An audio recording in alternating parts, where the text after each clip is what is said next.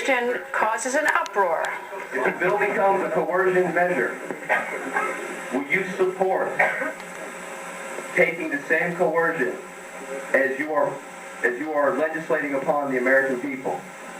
Maybe I understand what you're getting at. If Mike and I do not support a single-payer system, we're not interested in a single-payer system, we're not interested in expanding Medicare to the best Obama, we don't support a single-payer system. So, no, it's not what President Obama wants.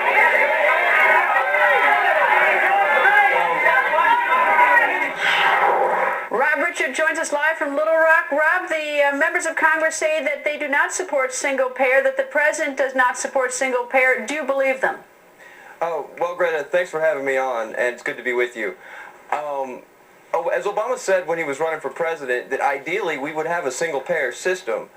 Now, we already have a real terrible sense of bureaucracy with HMOs, PPOs, and a Medicare system in which, as if you were watching Larry King earlier, Penn was saying that that we spend twice as much money on healthcare here in America, but as any other system in the world, but it's terribly inefficient, and we're now proposing expanding public healthcare coverage to more Americans, and I don't see that as an act of responsibility by our Congress. All right, what would you do? What would you do if you had a magic wand and you were in Congress?